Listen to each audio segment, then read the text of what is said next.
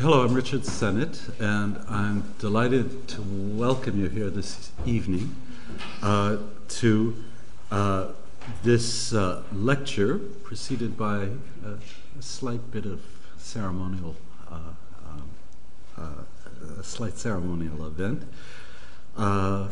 given by Gerald Frug, who's professor of law at Harvard University. And the occasion for his lecture here is that he's been awarded James Stirling Prize by the Canadian Centre for Architecture and the London School of Economics, LSE Cities. It's a joint venture that seeks to single out great urbanists working today, and Professor Frug is certainly one of the greatest. The award was originally given in Canada, but we're very fortunate that Marco Zardini from the Canadian Centre of Architecture is in London today, and he's going to say a little bit now, if you would, about the award and about why Gerald Frug was given it.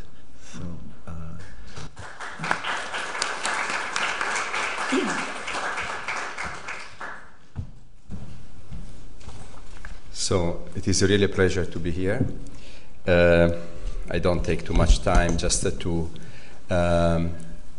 introduce this lecture of tonight in this kind of strange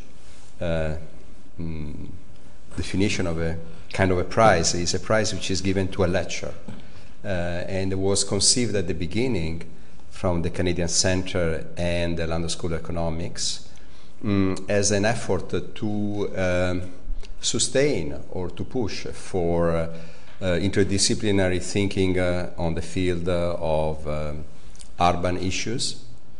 It was conceived years ago as the James Stirling Memorial Lectures on the City, as an homage to architect James Stirling, who believed that in a certain way urban design is an integral part of architectural practice that is very important for our side as a Canadian Centre of Architecture to always link this kind of architectural work to a kind of general urban concern. The initiative was also based, and I'm quoting Neil Obaus, who played a very important role as a member of the LSE and later of CCA governance, on the belief that at a certain moment in history, the most pertinent thinking about the social consequences of architecture and urbanism comes not from the center of current debate, but rather from the periphery. I always like to quote that because that gives us also a justification for the Canadian Centre for Architecture being in Montreal, not to be totally cut off from the current discussion. The prize is a biannual, and the previous recipients of this prize were Robert Manguri and Marianne Ray, who addressed from a kind of Los Angeles point of view, the Beijing contemporary transformation. Eyal Weizman, who addressed the issues of the urban theory applied to war tactic and theory, dealing with the Israel-Palestinian situation. And originally the first one was Teddy Cruz, dealing with the idea of the border in between North America and Mexico.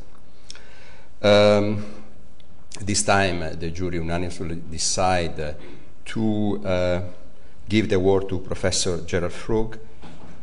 We think that the issue of urban governance is really becoming more and more important. And I'm sure that tonight Jerry will show this to you with a very precise case relating to the specific situation of England and London. I would like not to take more of your time. I would like to leave the word to Richard Sennett, who was a member of the jury, and later Gerald Frug. Thank you very much. And I think that the presentation of Gerald Frug tonight will be as interesting as it has been, even more, considering the case study that he will bring to your attention than the one that he gave to the Canadian Centre in Montreal. Thank you very much.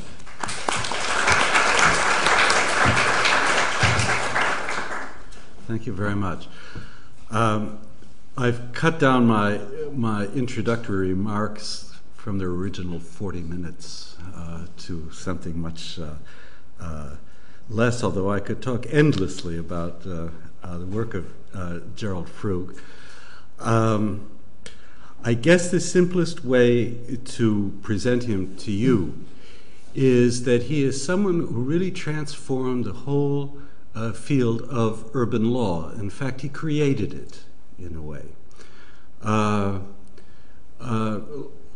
Legal scholars and lawyers who dealt with the city had long looked at building and zoning regulations in a very, very narrow framework, quite bureaucratic, not very self-critical.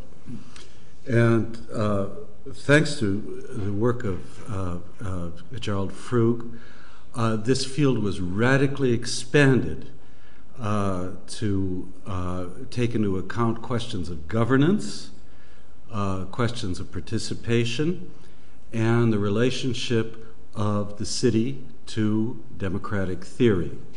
So he's had a transformative effect on the way in which the legal profession and legal practitioners have dealt with the urban environment. I'm not going to mention to you that he was, or dwell at length on the fact that he was the teacher of Barack Obama. He's taught many, many other students at Harvard. Prior to teaching, however, he was himself a practitioner, and it's perhaps something less well known about him. He ran the New York City Health Service, which in the time that he ran it had the same aspirations that the NHS has had here in Britain. And by all accounts, this was a time in which someone who is not a doctor enabled medical care in New York City, particularly for poor people, to really reach an enormously high level. So he's somebody who is involved deeply in the world of practice as well as in the world of scholarship. Now, it's very opportune that you've come to talk to us this week, since, as many of you will know, the Localism Bill is going through Parliament today and tomorrow? What's today and tomorrow? Tomorrow. And which will have a transformative effect on many of the aspects of the way cities are governed. I have to confess that when I downloaded it and saw that it was 446 pages, I gave up. And you may have a similar reaction to it. And fortunately, Professor Frug is going to explain the bill to us in a more concise form. And my suspicion is that he will not merely explain, but critically explicate what are the stakes in this monumental change that the coalition government has put through. We'll work tonight as we always do. How long will you speak? 45 minutes? 45, yeah. And then we have roving mics, and you can. Professor Frug, oddly enough, for a lawyer, seems to like to argue and discuss. And if you have questions to put to him, that's great. If you have arguments to put to him, even better. So without further ado, it's my great pleasure to introduce to you Gerald Frug.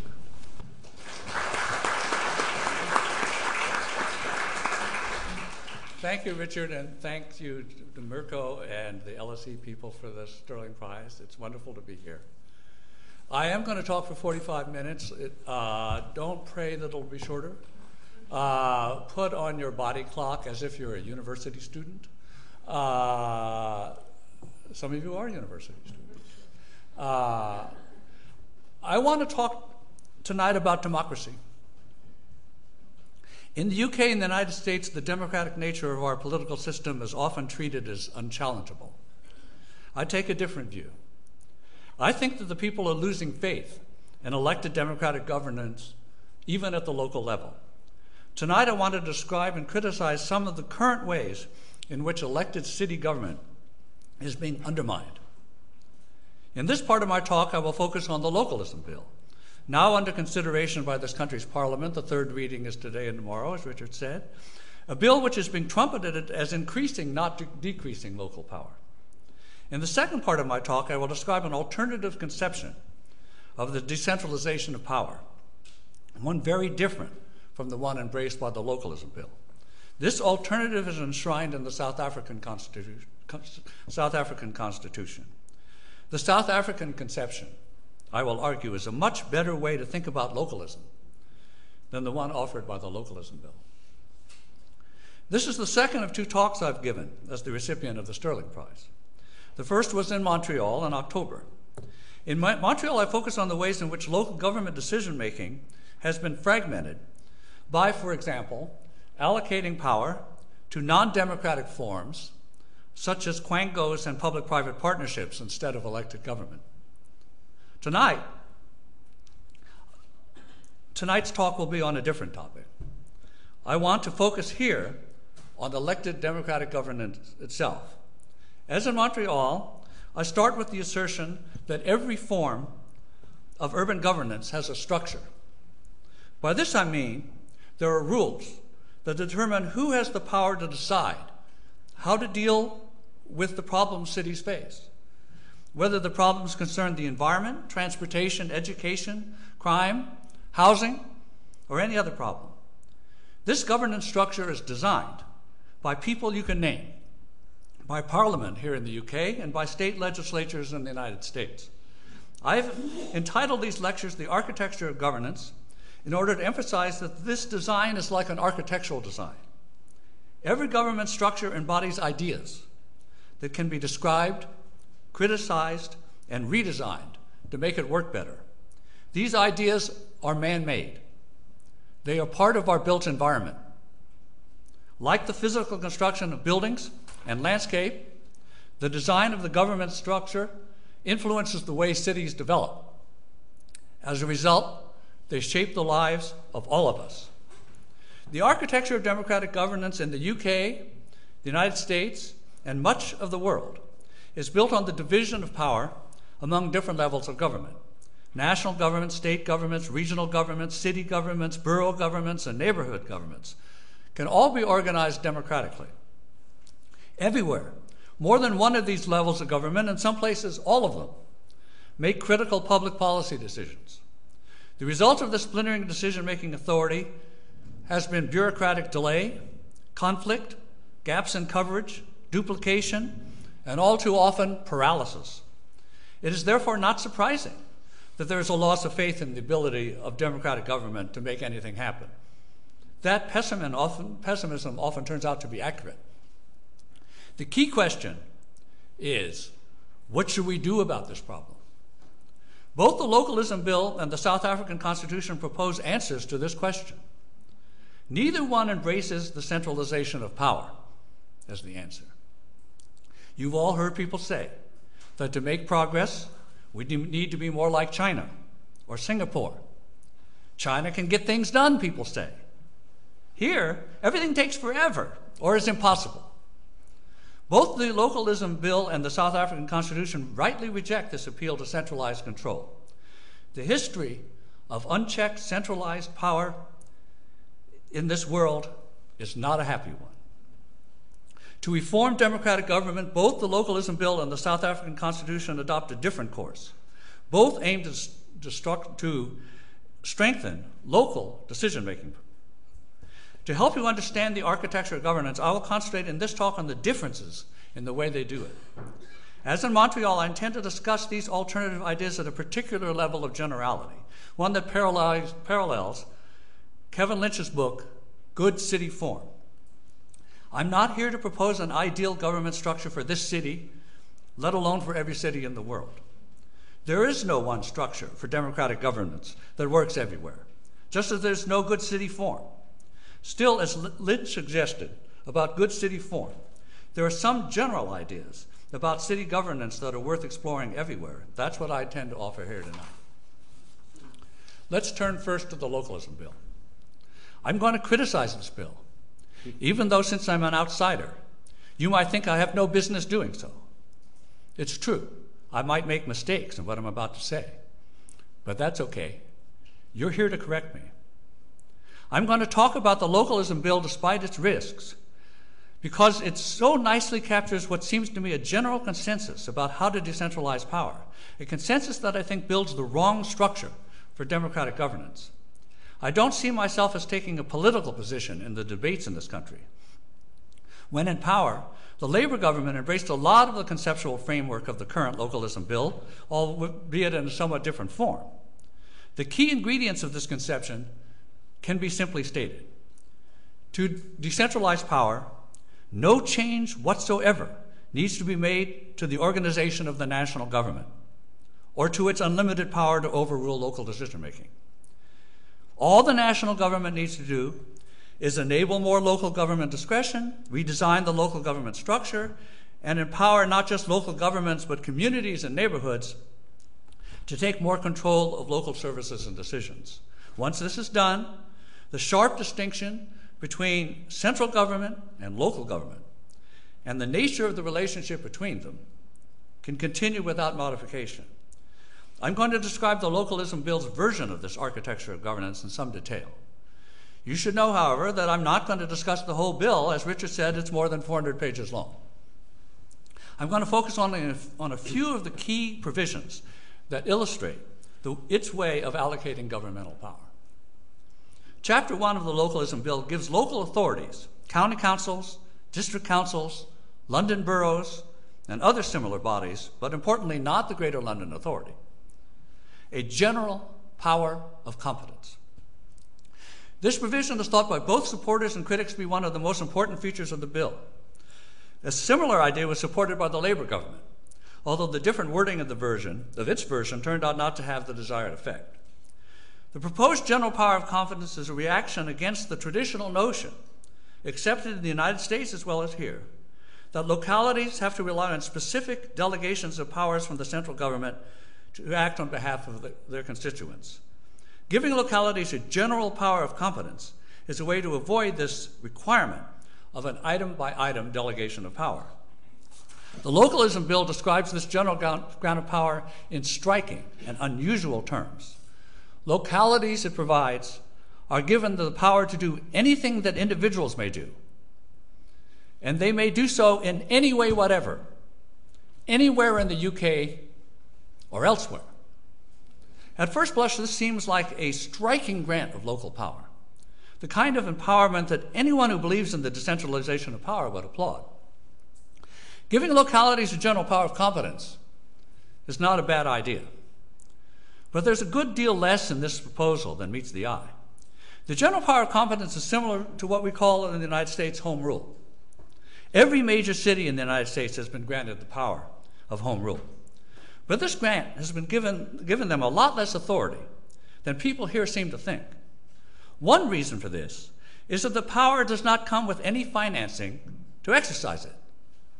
In the United States, in the UK, it's worse than that, because it comes with a dramatic loss of funding for local governments. A general grant of power means a lot less if you can't pay for the things you want to do. And the financing problem derives not just from the diminished amount of support from the central government. One item clearly excluded from the general power of competence, and also included from most grants of home rule in the United States, is the power to raise revenue. If local authorities want new taxes, they will still have to get a specific delegation from the central government, and that's not likely to happen. This exclusion of the power over revenue from the general power of competence is not obvious from the first reading. There are other limitations that are not obvious. In the United States, the home rule grant to cities is limited to local matters. But most issues of concern to cities are not just local. They affect the region, the state, and even the nation. For that reason, a lot of what American cities want to do is not within their home rule grant. The general power of competence does not confine local authorities to local matters. Instead, the Localism Bill gives localities the power of an individual that can be exercised anywhere in the country. But local governments are not individuals. They are not going to marry and have kids. On the other hand, they might want to regulate the private sector, and individuals can't do that. The linking of the power of local authorities to the power of individuals is thus a limitation on local power as well as the grant of local power. There's going to be a lot of controversy about what this limitation means, just as there's a lot of controversy in the United States over the question of what issues can be considered local. Every grant of power is simultaneously a limitation on that power, a limitation defined by the words of the grant. Localism advocates think that the answer to these problems is to expand the definition of the general power of competence. The limitation they particularly focus on is the ability of national governments to overrule any local decision. But no country empowers localities in a way that the central government cannot control. Remember, the Localism Bill enables local authorities, by which we mean London boroughs, as well as local councils elsewhere, to exercise authority anywhere in the country. There has to be centralized control over this kind of local power, or there would be chaos. For similar reasons, state governments in the United States have the power to overrule most decisions made under home rule. Moreover, central control means more than just overruling local decisions. The Localism Bill makes clear as it must that any local decision has to be consistent with existing or future legislation enacted by the national government. Given how much central government legislation there is, local authorities in the UK, just like localities in the United States, will have to be very careful to ensure that what they do is consistent with national power. This kind of concern has dramatically limited the effect of home rule in the United States. This morning at 9 a.m., the Secretary of State for Communities and Local Governments, responding to questions from Parliament, responded to a question about the general power of competence. The question was, can local authorities, now that they're treated as individuals, gamble and make political contributions? What is the answer to this question? You know the answer is no. You know the answer is no, although individuals can do that. Why is that? Because the Secretary of State said, there's nothing but statutes to prevent them from doing that. Don't worry. But there's nothing but statutes that prevent them from doing many other things too. So worry. The remarkable thing about the UK proposal is not the extent of this centralized control. That exists everywhere. But the way that it is to be exercised. Under the Localism Bill, the Secretary of State may, by order, prevent a local authority from doing anything he specifies in that order. This power is lodged in the Secretary of State without any legislative guidance or standards whatsoever. This kind of centralized control does not exist in the United States. We do not give a minister this kind of unlimited discretion. This degree of control suggests that the increase in local power enabled by the general grant of competence is likely to be a lot less than its supporters suggest. These limits on general power competence should be kept in mind when thinking about the Localism Bill's proposal for directly elected mayors. Like the Labour government before it, the Localism Bill is not neutral about whether major cities in this country should have directly elected mayors. Disappointed by the refusal of most localities so far to adopt the idea, they propose setting up a shadow mayor in a dozen cities before holding a referendum, apparently in the hope that people will get used to the idea. The basic question is, are directly elected mayors a good idea? I think that depends on what the idea is. The Localism Bill limits the voters to two options: having a directly elected mayor or an indirectly elected leader with a cabinet. What's left out of this list? One way to begin to see what's left out is to consider a question the Manchester Evening News asked David Cameron last month. Why can't the people of Manchester, he was asked, be able not just to choose one of the two centrally prescribed options, but decide instead to elect a mayor of Greater Manchester, creating a position like Boris Johnson now holds for the mayor for Greater London. Cameron did not respond to this question. He simply said, "You don't have to have a Manchester mayor if you don't want one." He then endorsed the idea of having an elected mayor, saying, and I quote, "I want Manchester to be up there with Beijing and Shanghai as a major world player, and I think having an elected mayor will really help." But Beijing and Shanghai don't have elected mayors. And their municipal government controls a territory much larger than Greater Manchester. Anyway, it seems odd for David Cameron to suggest that it's important for cities to have a directly elected mayor in order to have a dynamic leader, when he himself, as a leader, is not directly elected. Still, having a directly elected mayor might be a good idea. Whether it is depends on a decision about how best to organize the allocation of power within the local authority. How much power should be given to the mayor and how much to a local council or legislature. There's no one definition of what having an elected mayor means. In the United States, some cities have strong mayors and others have weak ones. It's possible that the mayor will better embody the wishes of his constituents. It's possible that representatives of the neighborhoods and the local legislature would better represent them. The division of powers between the legislature and the executive defines what we mean by local democracy. It might be thought of as the basic local issue, but not under the Localism Bill.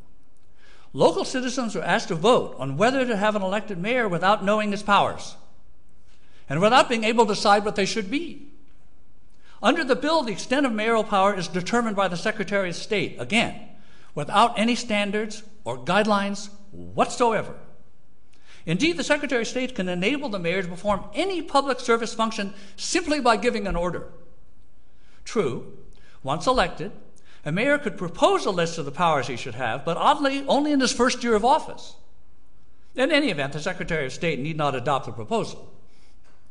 This scheme is very unlike the way the authority of the Mayor of London was constituted. His power derives from an Act of Parliament, which is quite specific about what the London mayor can and cannot do. To be sure, as for the proposed new referenda, the people of London voted for a mayoral system in a referendum before knowing what the later Act of Parliament would enable the mayor to do. The upshot is that it's hard to tell whether the shift to direct elections would enhance local power without knowing how the Secretary of State is going to decide these issues. Moreover, no matter how powerful the mayor is when compared to the council, he cannot do more than the local authority is allowed to do, and that leads us back to the limits on the general power of competence. It has been suggested that the Secretary of State might give newly elected mayors powers now exercised by quangos. That would give them more power. But if it's a good idea, it might be a good idea everywhere. And there's no indication that the same kind of transfer of power would be possible to strengthen the authority of an indirectly elected leader with a cabinet. This is another indication of the bill's effort to stack the deck between the options for local organization. So far in describing the Localism Bill's conception of decentralization, I've concentrated on the power of the Secretary of State, emphasizing the continued centralized control of local governments. But there's another innovation in the Localism Bill which threatens the power of elected governments from another angle. This is the bill's extensive reliance on local referenda. The use of this device as a way of choosing the nature of the local executive is just the beginning of the story. Referenda are also prescribed as a vehicle for limiting the authorities of power to raise council taxes, and more generally, as a mechanism for setting policy on local issues. To limit taxes, the Localism Bill requires local billing authorities to determine whether proposed council tax is excessive, and if it is, to submit the excessive tax to the voters for approval or rejection. Who do you think defines what excessive means under the bill?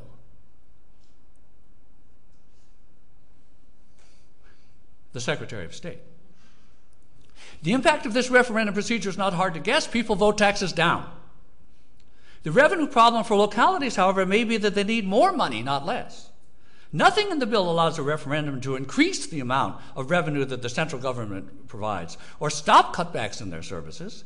And the central government is the primary source of local revenue. The referendum procedure thus works only one way.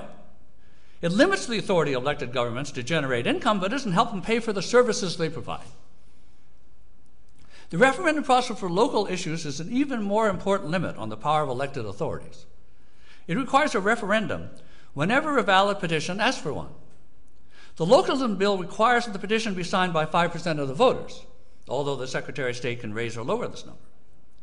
Once the petition is filed, the authority can refuse to hold the referendum on only 4 grounds: that it's illegal, that it's not a local issue, as defined by the Secretary of State, that the Secretary of State has determined it should not be held, or that it is vexatious and abusive.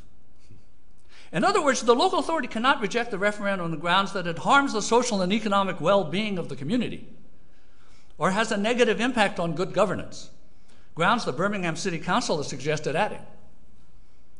The Localism Bill's expansion of the use of referenda has generally been embraced by both supporters and critics of the bill as an attempt to promote local democracy. I want to suggest this primary effect is to limit the power of elected government. Imposing on localities a referenda process is a way that central governments shift power from elected governments to popular votes. In the United States, we've seen this all too clearly. In California, for 30 years, popular votes have controlled significant parts of the government agenda. They have, for example, limited the government's ability to raise revenue, and at the same time mandated that it spend money for specific purposes. It's no surprise that this simultaneous limit on income and mandate of expenses has generated a fiscal crisis. And many other local government policies, not just fiscal matters, are resolved by referendum in California. The way I see it, the Localism Bill represents an effort to bring about the Californization of the United Kingdom. Although the referendum has long been heralded as the true expression of democracy, it's a particular kind of democracy. Referendum, usually written by interest groups, are often badly drafted and hard to implement. Whether they pass is often affected by the amount of money available to the two sides. Worse still, in the referendum process, unlike in the legislative process, there's no mechanism that engages every decision maker in a debate about the issue before the vote. No process that allows amendments based on the information generated by the debate. No process that allows negotiation between the two sides. No process that ensures the issue being decided is put in the context of other demands on the government. Ordinary people are asked for an up or down vote on a matter of great complexity without relating the issue to other priorities, even other priorities voted on in the same election. And they vote on the issue privately, in the isolation of the voting booth, with a secret ballot, without having to account to anyone for why they're voting the way they are. No doubt the referenda have their virtues, but as California demonstrates, they should also have their limits. The Localism Bill also establishes another mechanism that transfers authority away from elected local governments. This is the community right to challenge. This provision enables a wide variety of people, a community group, a nonprofit, a charity, 2 or more employees of the local authority, and others the Secretary of State might specify, to express interest in providing a service that the local authority now provides. The authority can reject the expression of interest only on grounds specified by the Secretary of State. If it accepts it, the local authority must initiate a process controlled by the Secretary of State designed to transfer the service. The exact nature of this process has not been specified, but it's bound to include other parties, including profit-making ventures, interested in offering the service. Like the vote on the council tax, the community right to challenge works in only one direction. It can remove services from elected government, but it cannot add them. Of course, even now, this kind of privatization of local services is well underway, both in the United States and in the UK. The innovation of the Localism Bill is that it takes the privatization decision out of the hands of local authorities and into the hands of a process initiated by petition and designed by the Secretary of State. Many supporters of the decentralization of power embrace this mechanism, as they embrace the referendum as a step toward local empowerment. But as in the case of the referendum, I want to add a word of caution. This mechanism undermines the power of local elected governments. Democratic elected governments certainly have their defect, but we have an idea of how they can be accountable. That idea is called democracy. We have much less of an idea when we use words like community and local people as the vehicle for exercising a decentralized power. Here's a quote from the coalition document, Building the Big Society. Quote, "We want to give citizens, communities, and local government the power and information they need to come together to solve the problems they face. We want society, the families, networks, neighborhoods, and communities that form the fabric of our everyday lives to be bigger and stronger than ever before. Only when people and communities are given more power and take more responsibility can we achieve fairness and opportunity for all." End quote. Although local governments are included in this list, they are seen as something different from communities and people and networks. What's a community? Who legitimately represents the people? What's it mean to empower families or networks in a democratic society? To whom are any of these groups accountable? There are no answers to these questions in the Localism Bill. There may be no answers to these questions at all. But one thing is clear from the Localism Bill, embrace of this community right to challenge. Elected local governments will be smaller. Don't get me wrong. I value local organizations, voluntary associations, and families. But elected democratic governments are valuable human invention too. And we should be very careful before we discard it. One of the longest parts of the Localism Bill, one I don't have time to discuss, is the abolition of regional planning bodies and the emphasis instead on neighborhood planning. Defenders of localism often embrace neighborhoods like communities and local people as a source of power. One can see why they might. Isn't that the right group to decide what the surrounding area looks like? But concentrating on the immediate neighborhood is also odd. Neighborhoods can be very parochial. What's good for a neighborhood may not be good for the city or region as a whole. Indeed, the most significant limit on the power of neighborhoods and local authorities is the power of other neighborhoods and local authorities. Their power to develop in a way that undermines the prosperity of their neighbors. Local authorities have the power to prefer themselves over their neighbors only because the national or state government has allowed them to engage in this kind of competition. Regional planning is one of the mechanisms for dealing with the problems generated by this structure. No doubt, it can be designed badly to be just one more bureaucratic, centralized government undertaking. But it also can be designed to enable neighborhoods and cities to work together rather than against each other. The Localism Bill seeks to recognize the importance of cooperation by imposing a duty on local authorities to cooperate with each other about sustainability, with guidance, of course, provided by the Secretary of State about what cooperation means. But if the structure of local governance is set up to create a competitive, neighborhood-focused world, how will cooperation occur? There's a difference between a duty to cooperate and an institution designed and empowered to make cooperation happen.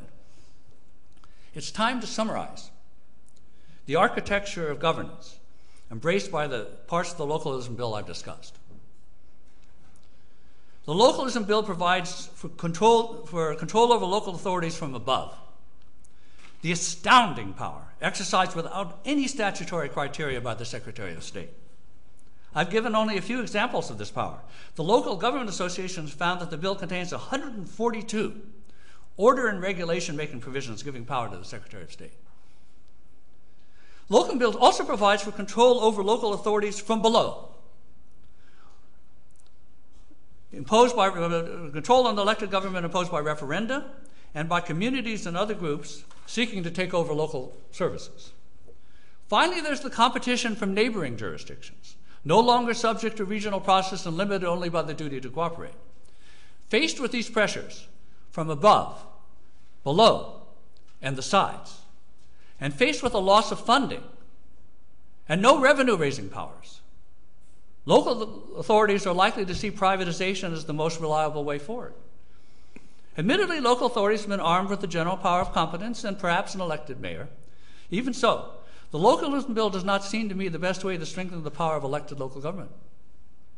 I think we need another way to think about the relationship between local and national governments. The alternative requires rethinking the nature of the central government, as well as of local authorities, and at the same time rethinking the relationship between them. To begin sketching this alternative architecture of governments, I want to quote from the South African Constitution. Chapter 3, Section 40 of the Constitution provides that in South Africa, the government is constituted as national, provincial, and local spheres of government which are distinctive, interdependent, and interrelated. We need to go over the sentence slowly. There's a lot in it. Sentence embraces the idea of national, provincial, and local governments, but calls them spheres, not levels. It's not presented as a hierarchy. Each has its own role to play. The idea of spheres is very different from the traditional conception of government that I've discussed. Under current law, Parliament or a state legislature in the United States can delegate power or refuse to delegate power to local governments any way it wants. The South African Constitution opens up a possibility of another way to allocate power to the different spheres of government. Having labeled these aspects of government spheres, the South African Constitution then says that each of them is distinctive. The word distinctive is designed to demonstrate the importance of the differences among the spheres. Each of them has their own contribution to make. This gesture toward distinctiveness does not grant local autonomy. The very next word in the Constitution, after all, is interdependent. If the spheres are interdependent, none of them can be autonomous. The idea of interdependence recognizes that each of the spheres always affects what the others do. Finally, the Constitution says that the spheres are interrelated, a word that suggests the need for cooperation among them. Given their distinctiveness and interdependence, the different spheres of government need to be organized in a way that enables them to work together. What this means, I think, is that the Constitution envisions managing intergovernmental relations through a political process, rather than as a hierarchy or a fixed division of authority. Now that I've read the provisions in the South African Constitution slowly, it might be helpful for me to repeat the whole sentence again. In South Africa, the Constitution provides, the government is constituted as national, provincial, and local spheres of government, which are distinctive, interdependent, and interrelated. Okay, you might say, I get the words. What do they mean? To answer this question, we need to move from the very abstract language of the South African Constitution to the question of implementation, the puzzle of figuring out how to design an architecture of governance with this idea in mind. As I've already said, I'm going to discuss this puzzle as a general matter. There are and should be countless ways to design such a structure. I'm also not going to focus on the peculiarities of how the idea is working out in South Africa. The issue of implementation in South Africa are not the same as those that will be faced elsewhere. I want to explore the implementation question in a more fundamental way. I want to just go through the words distinctive, interdependent, and interrelated. What's distinctive about local government is its deep connections to people's lives. A large part of everyday life is affected by the nature of the area in which people live. The quality of education, the safety of the streets, the affordability and quality of housing, the availability of clean water, the access to jobs, the vitality of public space. These are critical matters in defining who we are and who we become. When these kind of issues go unaddressed, the life chances of local residents are diminished. If, on the other hand, local governments can demonstrate they are making progress on these issues, trust in them is likely to increase. These days, local government's inability to connect with people on these kinds of matters generate the current demand for popular votes and the transfer of services to communities. These alternatives are based on the idea that since government can't do anything, we have to take matters into our own hands. I think, instead, that we need to make elected local government work better. The distinctiveness of state, regional, and national governments lies elsewhere. It lies in the ability to take a broader view of the same problems that localities face. Part of this broader view involves including the concerns of neighborhood localities, concerns that are often overlooked by people worried about their own city. Part of it also comes from the fact that we need expertise in public policy decision-making. Democracy is not simply a matter of public opinion polls or snap judgments made by people when they cast a ballot.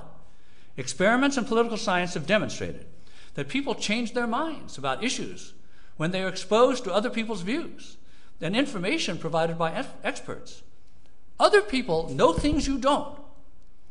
It's this quite obvious point that has helped generate the current reliance on quangos. The problem with quangos is that they tend to eliminate the role of ordinary people in public policy decisions. The problem with referenda is they tend to eliminate the role of experts. It's all too easy to value one of these distinctive ingredients of public policy decisions making at the expense of the other. Democratic governance needs to be built on a different foundation. Experts shouldn't decide public policy, but neither should uninformed voters. Democratic government has to bring the two together. Each is distinctive, and each is necessary. We reach quickly then the idea of interdependence. We have to organize democratic government in a way that honors both local sentiment and the broader view at the same time. You may think I've started to spout a meaningless democratic slogan, but a recognition of both distinctiveness and interdependence is even now one of the basic theoretical building blocks of how state and national legislatures are constituted. Central governments are now elected locally around the world. Why is that? It's critical that they are. The reason is that the central governments are thought of as ways of bringing the localities together. Central governments are mechanisms that allow people who are locally responsible to hammer out agreements notwithstanding their differences. Although the decision makers are chosen by localities, no locality is able to decide issues simply by itself. The other localities are also in the room, and they too are part of the process. So are experts. Experts testify, executive officials push their agenda, private sector lobbies. This picture of democratic government is not accurately described as being either bottom up or top down. It's both. It's bottom up because the decision makers are local. It's top down because the decisions are being made by all local representatives collectively and can be opposed on dissenting localities without their consent. We should stop talking about governance as if the design choice were between bottom up and top down. These two concepts are not the opposites of each other. Both are part of the process. The critical issue is figuring out how to connect the top and the bottom, how to deal with their interdependence. That's the way nations are formed. Although the conception of democratic governance I have just outlined is familiar, the problem with the current architecture of democratic governance is that it's no longer working the way I've just described. Parliaments and state legislators may be locally elected, but they don't actually represent localities in the decision-making process. Central government has taken on a life of its own, and the localities have become, at best, ineffective lobbyists. Central government decisions are not the product of interlocal negotiation and compromise. Party discipline has replaced the idea of local representation. It's party discipline that enables the Secretary of State to wield the power conferred on him by the Localism Bill. Given the structure, localities have sought to defend themselves against the central government, and their defense has been based on the language of local autonomy. In other words, rather than attempting to reform the organization of the central government so that it better reflects their concerns, they seek to escape from its grasp. I think this is the wrong strategy. As my discussion of the general power of competence should suggest, the goal of local autonomy cannot be achieved. In fact, it's a bad idea. But the current form of centralized decision-making made without genuine local input, is a bad idea too. Let's consider an example of how local and central governments can be organized in a better way, in a way that recognizes their interdependence. I want to use as my example the currently popular idea, if only in urban planning circles, of regional government. These days, regionalism is usually presented as a form of centralization. Cities are no longer relevant, advocates insist. It's the metropolitan area that's real now. If so, we need to create a regional entity that can make effective decisions about transportation, housing, and jobs, decisions that will disregard the now outdated city lines. It's not surprising this conception of regionalism has gone nowhere in the United States, and has had difficulty gaining traction in many other countries as well. Ordinary people in their neighborhoods and cities properly see this as just one more form of centralization, one more level of government staffed by people who think of themselves as experts, who want to tell people how to lead their daily lives. But there's no reason that regionalism has to be defined this way. I'm a proponent of regionalism, but not as a form of centralized control. I envision regionalism as a mechanism for exercising interlocal power, as a way of empowering the region's cities, not eliminating them. Localities currently lack power because they're often quite properly thought of as parochial. Regionalism will allow them to become less parochial if the region decision-making body is organized to enable localities to meet with each other and forge a common policy. One form this conception of regionalism can take in the United States, I've argued, is the creation of a regional legislature in which the cities themselves are represented. Since the region's cities vary widely in population, the larger cities would have more say than the smaller ones. But every city would be in the room, and each would participate in the formulation of public policy. This structure would not create a form of local autonomy. Localities would not be able to do anything they want. The regional legislature would have authority over all of its member localities. But the decision makers would be the localities themselves. If the localities are in charge, they're likely to want to decentralize power as much as they can. But they will be able to do so only if each locality is seen not just as distinctive but independent. To gain allies, localities will have to take into account the impact of decentralization not just on themselves, but on others as well. Why, you might ask, wouldn't this structure create a form of paralysis of its own? It might. It depends on how it's designed. And it depends on how we seek to retrofit it once it's built and the leaks in the roof start to become noticeable. I want localities to learn that the only way to increase local power is to work with their neighbors rather than to work against them. To increase their power, they need collectively to become the centralized decision-making body rather than seeking to protect themselves from it. The regional legislature has to be designed to change what we mean by central government, and through its collective decision-making process to change what we mean by local government. This is what distinctive and interdependent mean to be, combining local concerns with interlocal knowledge and perspective. I want to be clear. I'm not proposing that this idea be adopted by every city in the world. I'm not even proposing it for every city in the United States. Even in the United States, the proper form of metropolitan organization will differ from region to region, and in some places, my suggestion will have to be rethought completely. What I'm suggesting to you is simply an idea, an architect's drawing, one filled with problems and ambiguities, offered to generate thought rather than the start of construction. I don't know enough to discuss examples of this kind of structure in this country, but I do want you to see that this kind of idea that I've just proposed can be a useful starting point for the organizations and spheres of government everywhere. City councils and other local legislatures are usually elected by district. But, as in London, the districts have no meaning whatsoever other than for the purpose of these elections. Worse still, local legislatures are often given very little power. A strong mayor thought to be a better idea. National governments are even less responsive to their constituent parts. In recent years, this unresponsiveness has led to increasing calls for secession, the breaking up of countries around the world. Proponents of secession have embraced autonomy as the answer to national conflict. But in our interconnected world, autonomy will not protect them. They would get more protection, I think, if their effort instead was to change the way the national government operate, to get them to recognize both the distinctiveness and the interdependence of different people, including different people from within the same country. In case you think I'm talking about the nation state in this way is too romantic, I want to tell you a short story. In mid-2010, the federal government in the United States promulgated nationwide standards for English and math from kindergarten through high school.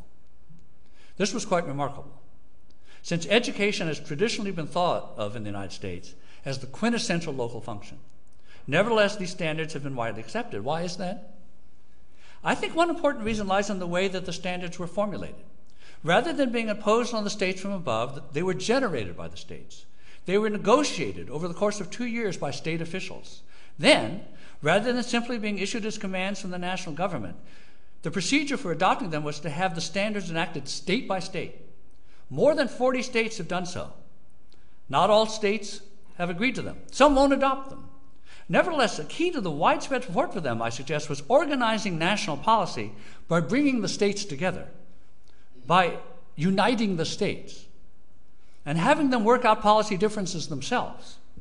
This story is very unusual in the United States. It's not how national policy is ordinarily made. That's why it's important. I want to end this talk with a few words about the third term in the South African Constitution, interrelated. Current relations among different levels of government are rarely based on what might be called mutual respect. Too often, local views are simply disregarded by central governments or not even solicited. In return, neighborhood people don't respect central officials either. Rage against others is all the rage these days.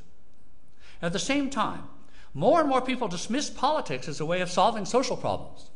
To say that a proposal is just politics is to say it's not on the merits. Politics, however, has another meaning, one too many have forgotten. Politics is our mechanism for collective problem solving.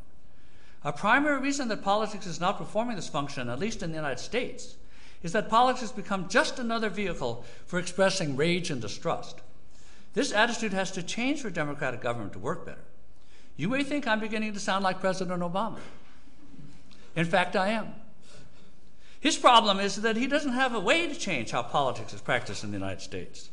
Political attitudes are shaped by the way we've organized the government, by the architecture of governments. Changing this architecture will not be easy, but doing so is a way to build a different kind of politics.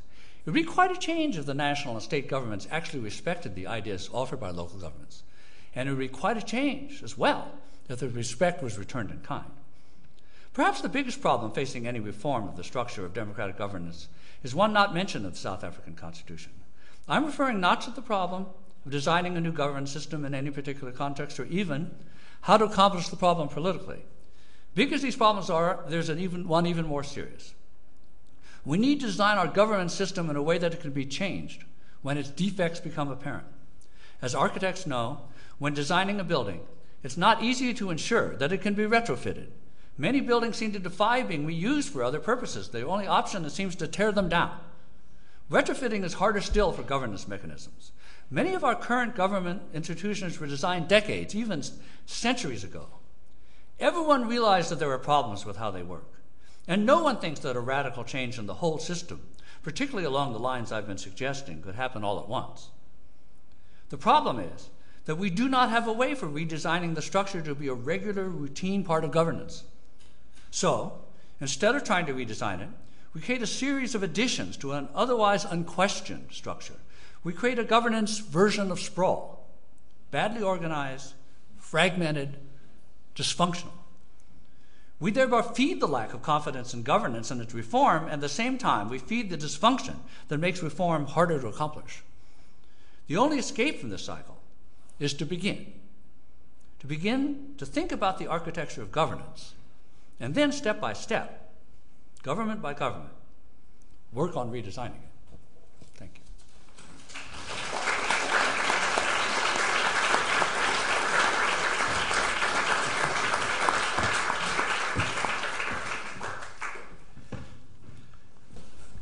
Thank you very much.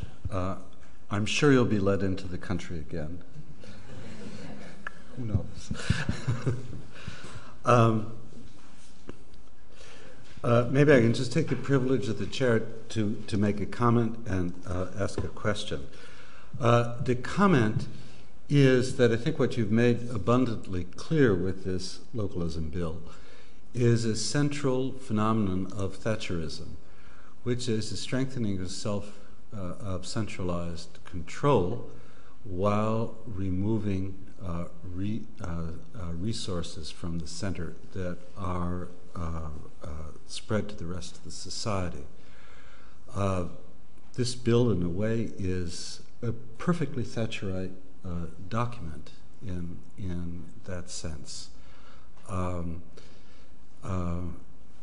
My question to you is the following. I was very struck by your recurse to South Africa as an alternative way to think.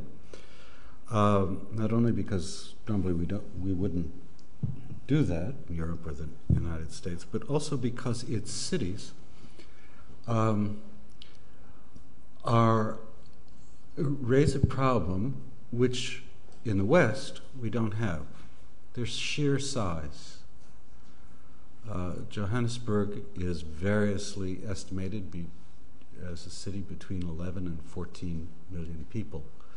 Many of the cities that LSE Cities has been concerned with, India, or in Mexico City, for example, are cities that are 20, 24, 28 million. These are cities on a scale that simply has no reference today. And I wonder if the problem of these spheres of governance is related to the fact of the size of these cities, which are themselves states, which are so large that the models that we've used in the West simply don't apply? Or would you... I mean, I understand why, in other words, yeah, so, I mean, why the South Africans would do it. First of all, I'm talking about the South African Constitution, right. written in 1994. They had the advantage, unlike the people in the United States, to have read all the constitutions in the world and to think about them in a way that, you know, people in Philadelphia in 1787 didn't do. So they rethought the ideas. It's true that in South Africa to implement these ideas is an incredible thing, and not just because of the size of the city, but also because of the heritage of apartheid, the overwhelming heritage of apartheid that they were faced with from the beginning and still are.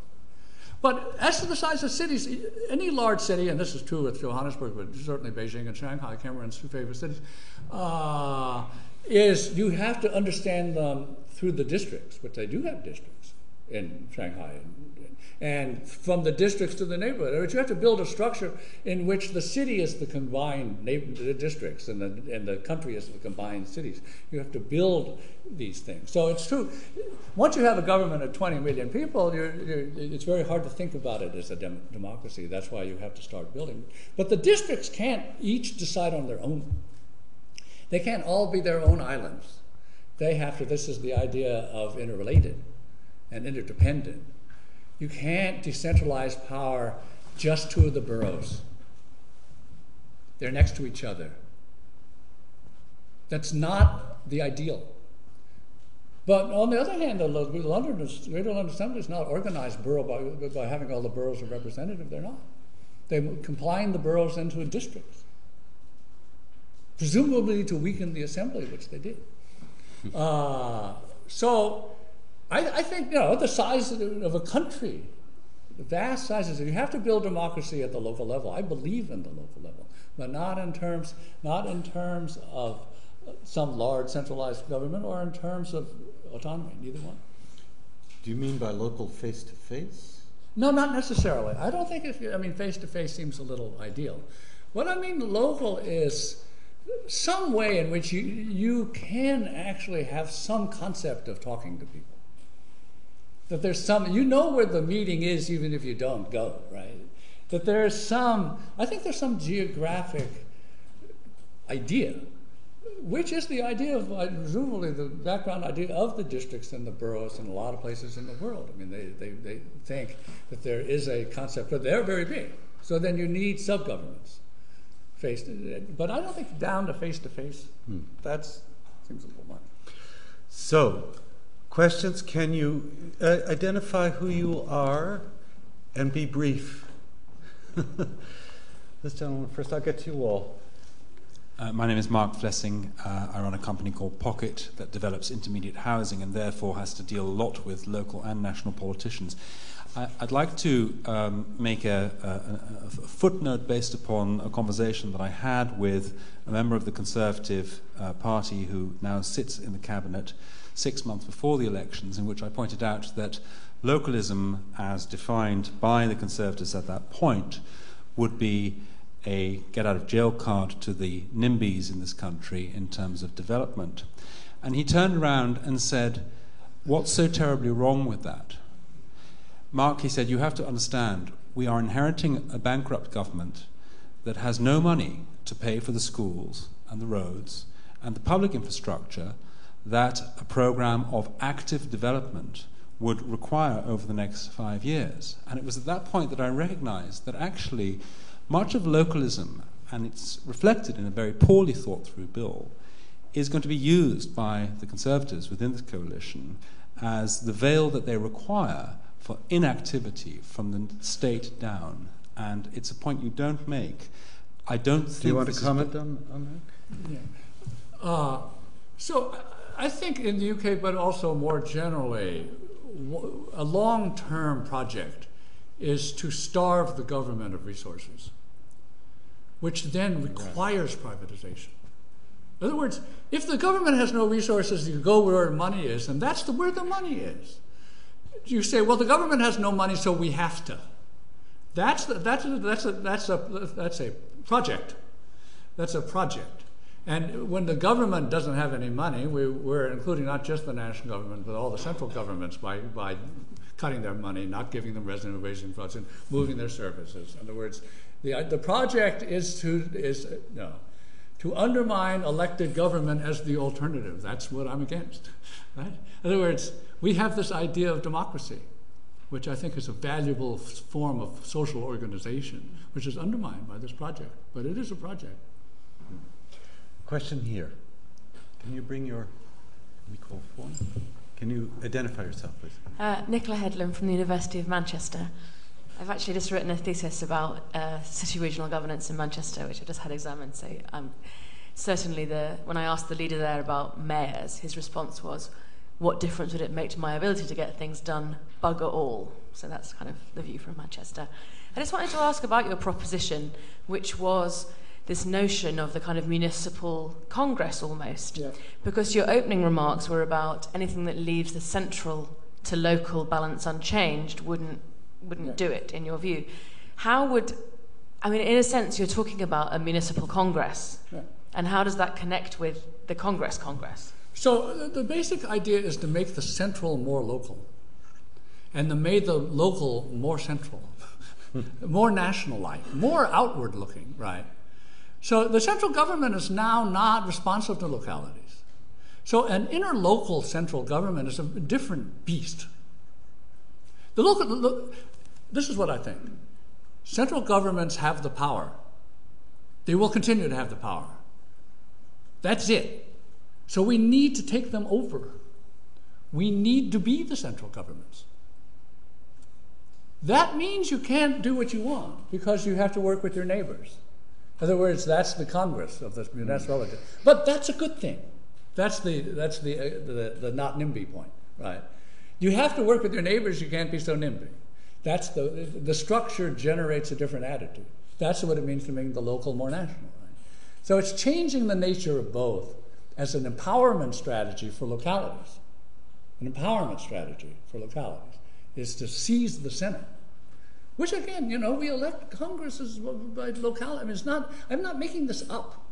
There's a long history of locally elected national state things. Right? It just doesn't work that way anymore. We have a question down here. Can you bring your microphone all the way to the front? Can you identify yourself? Though I know who you are. Others don't. Thank you. Philip Rode from LSE Cities. Many thanks, Jerry. I think I was sort of inspired by your juxtaposition to come up with sort of a thesis I want to test with you. And you compared the transition in South Africa, which is a transition from a non-democratic regime towards a democratic, to a situation here in the UK where we are reforming under a democratic momentum. And you're sort of associating the first as a success story and the second as a potential failure. My question to you is, to which extent do you believe the institutional reform we would need can actually be run under a democratic process? I think, no, I don't, that's actually not the story I would tell. I think the South African Constitution came out of a democratic process. It came in light of an authoritarian government, after authoritarian government. But they worked for several years in a very incredible democratic process to frame this constitutional idea and to create a constitutional court and all the rest of it. So I actually see it as enabled by democracy and not by authoritarianism. I think it would be much harder to implement my idea in China than it would be in the UK. Yes, right back here. This gentleman here. Can you tell us who you are? Okay. Ramesh Shukla. I'm just simply a layman, and so my question may reflect some ignorance on my part. Please bear with it. But what I gathered from you, that the good government is interactive government. That is, more interactive the government is, better government it is. Interactive and interdependent between local and what you call local and central, better balance between the and yes, high degree of interaction, I think, makes a better government.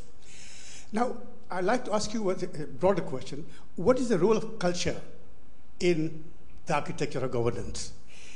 And that, and when these requirement or need for localism, does it arise from the heterogeneity of culture that the nation is covering? Thank you. Well, it's not a layman's question, whatever you say about yourself. I mean, so there's two questions. What's the role of culture in the architecture of governance? And then what's the role of the architecture of governance in the creation of culture? Both questions, right? And I don't know the answer to either one. I don't know the answer to either one, right?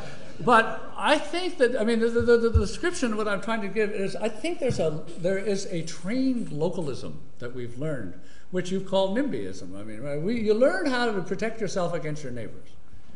You learn how to do that. But you can also learn how to be a neighbor. You can learn how to do that too. And so the culture is affected by the government, and the government is affected by the culture. And so for me then the question becomes, I think it's very deeply cultural, in other words. It's all very deeply cultural. But what is our mechanism for modifying culture? How do we get a hold of culture? Well, it's a complicated question, and I'm sitting next to a sociologist, so I won't answer it, but I just want to say one thing. Government is one of the ways. It's a vehicle. It's one of the vehicles for cultural transformation. Not the only one, and it often doesn't work, but it's a vehicle.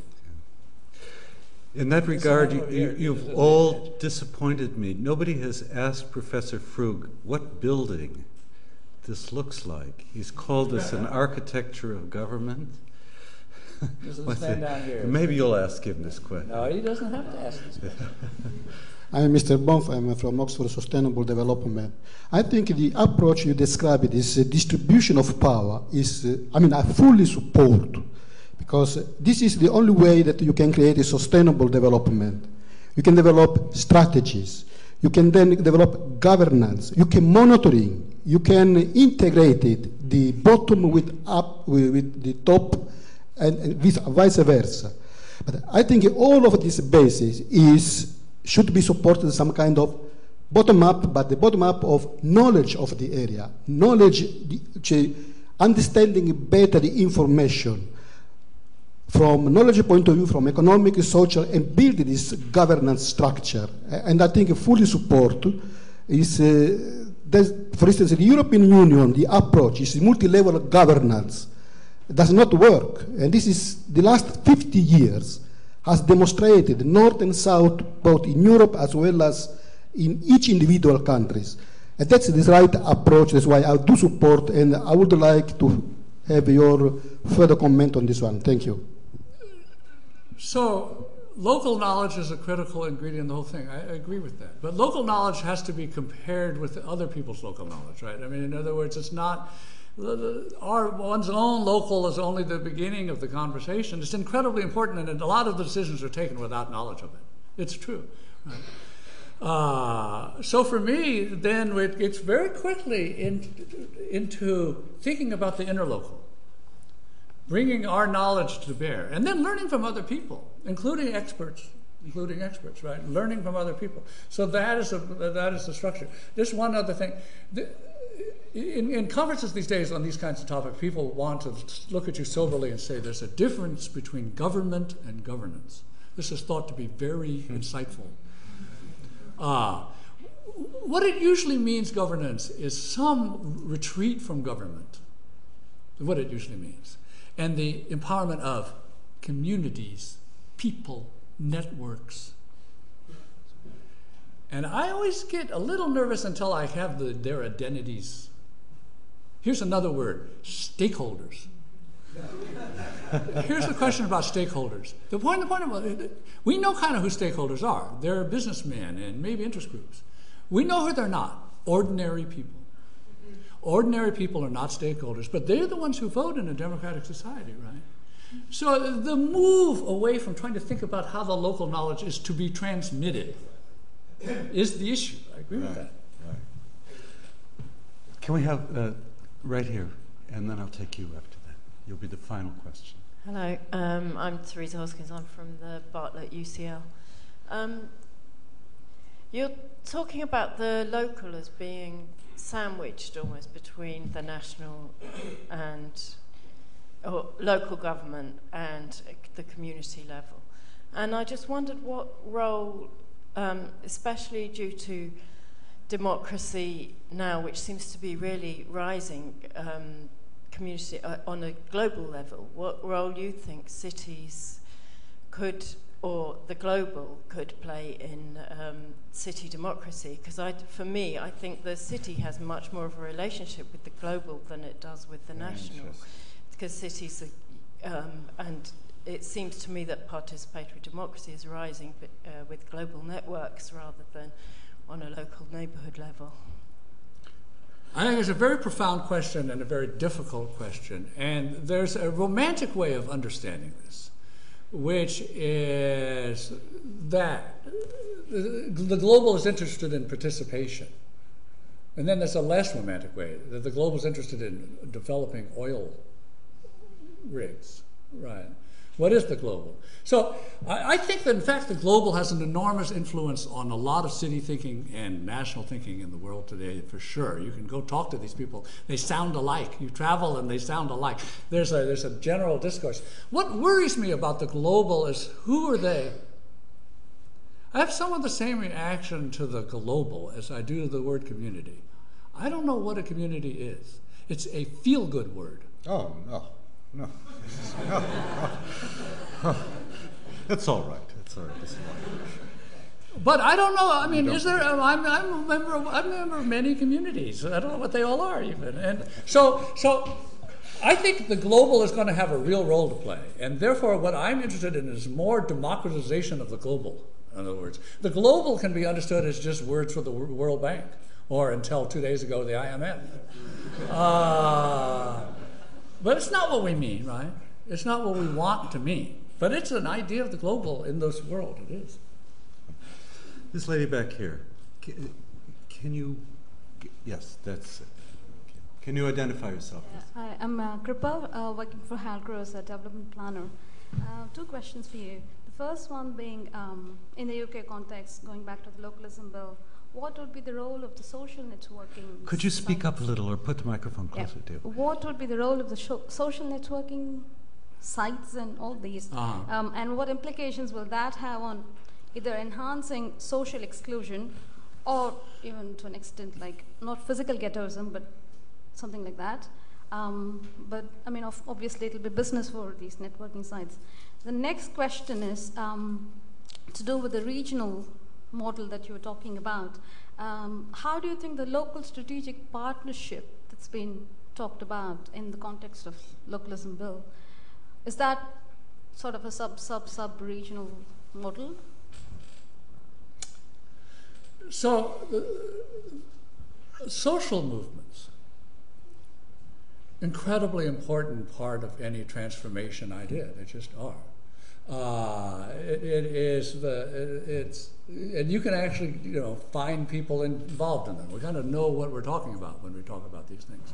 For me, the question about social movements is, how do they get something done? What's the mechanism of implementation of their agenda?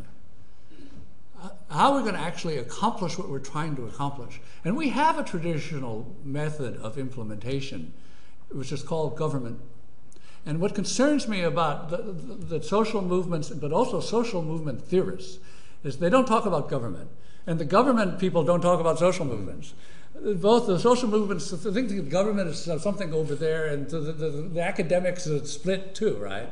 So I'm trying to link the social movements and the government as an implementation device.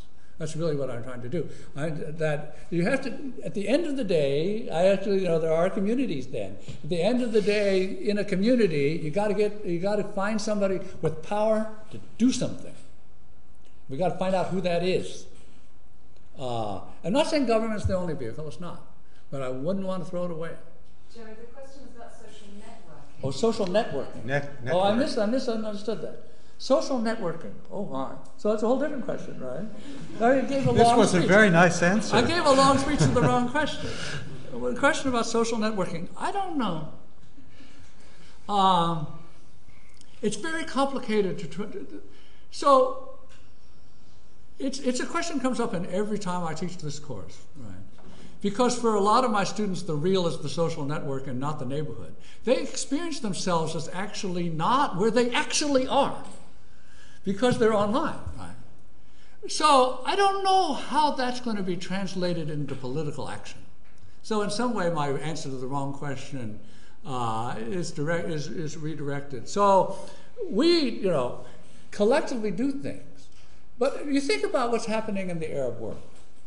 Very exciting. But at the end of the day, we're going to have to build an institution in which the people are going to actually control in some way. We have an institutional design problem at the most urgent level, right? And the social networking can generate a lot of things. It has generated a lot of things. But at the end of the day, we need some institution building capacity. So in that sense, it's related. Let's see. We'll take one final question. That's from this gentleman down here. Just wait for the mic since we want to get all of this on our podcast.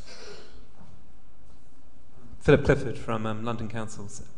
It's kind of slightly more prosaic, but I share your concerns about the Localism Bill and kind of local authority lobbying groups. I would, if you look at the community right to challenge, where government's quite happy to take powers away or challenge local authorities, but spares its own central services from any kind of form of challenge.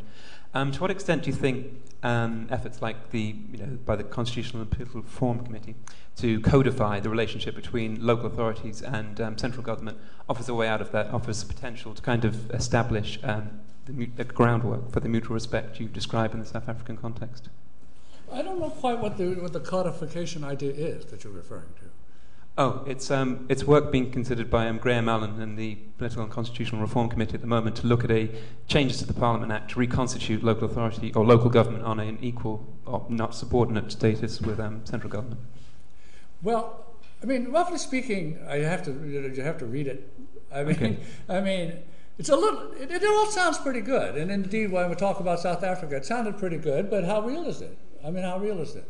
And in South Africa, it's not very real, actually, because they've been. They have a lot of problems, and this is not number one, or number two, or number three. They're not. So, and they have a one-party state, and they're in a different position than a lot of people in other countries. So. There is going to be central control of some kind. Right. And I think the question is, who are those guys? How are we selecting? We're trying to identify. We now actually can go find them. We know who they are. We can see them on television, on the internet. We can see them on the internet.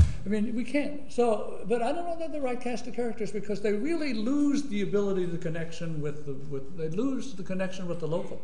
No matter what happens, they've lost the connection. And I want to institutionalize that connection. There's one more over here in the corner. Okay, you'll be the absolute last. Mr. Ataku, from public person. Can there be a true architecture of governance in the silence of conscience and the age of wealth accumulation? In the age of wealth accumulation, i.e. capitalism. Where is capitalism in this discussion? Well, James Mill thought, and his son said this too, actually, but James Mill said it more succinctly, that if you had democracy, they would just take all the money from the rich people, because there are more people than rich people.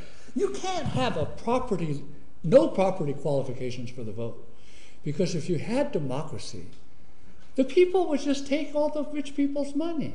Now, it turns out it didn't happen. But I still think that democracy is the most radical idea there is.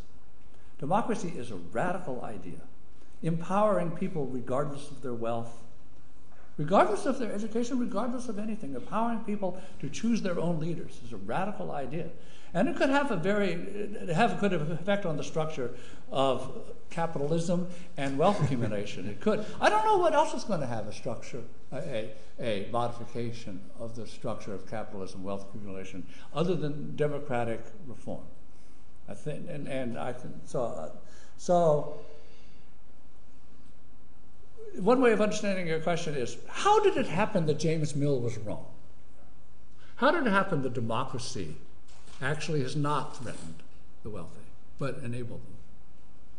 But democracy in the sense of population isn't the right way of governance, because in most cases, what about the minority group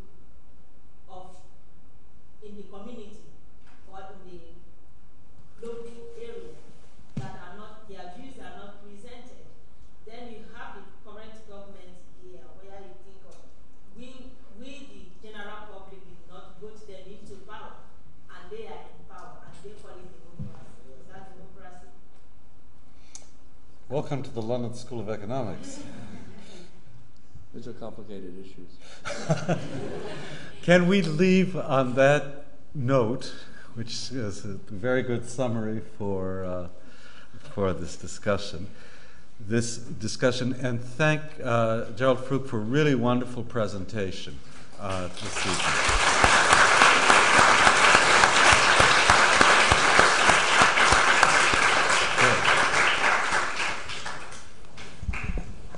Absolutely. You speak very fast. You are Except in the when US. I felt I was back in the